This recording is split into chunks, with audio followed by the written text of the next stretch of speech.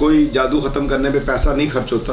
4 کل شریف، آیت الکرسی، سورہ فاتحہ، درود شریف صبح شام پڑھیں، جادو ختم بغیر پیسے کے. سبحان اللہ. لازمی بکرا دینا ہی دینا ہے نا تو کسی غریب کو دے دیں، ٹھیک ہے. مرغا دینا ہی دینا ہے تو کسی غریب کو دے دیں.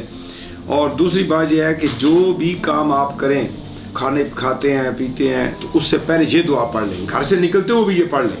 کہیں تنہائی میں ہیں، جنگل میں ہیں، مصیبت میں پھنس گئے، یہ دعا پڑھ لیں جو ابھی پڑھائی جائے گی. یقین جانیں کہ آپ کی غیب سے مدد ہوگی انشاءاللہ. سبحان دشمن اللہ. آپ کا کچھ نہیں بگاڑ سکے گا. یہ ایسی دعا ہے جو بھی یہ میں اکثر کھانے سے پہلے پڑھتا ہوں اور باقیوں کو بھی تلقین کرتا ہوں.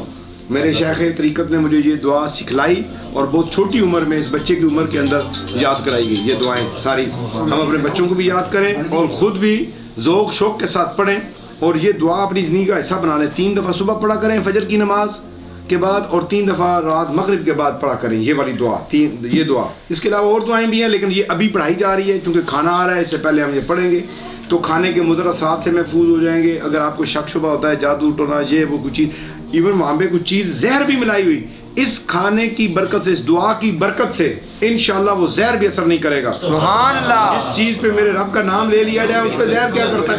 تو ابھی حافظ شہزاد صاحب جو ہے یہ دعا پڑھائیں گے اور آپ سب نے ان کے ساتھ مل کے پڑھنی.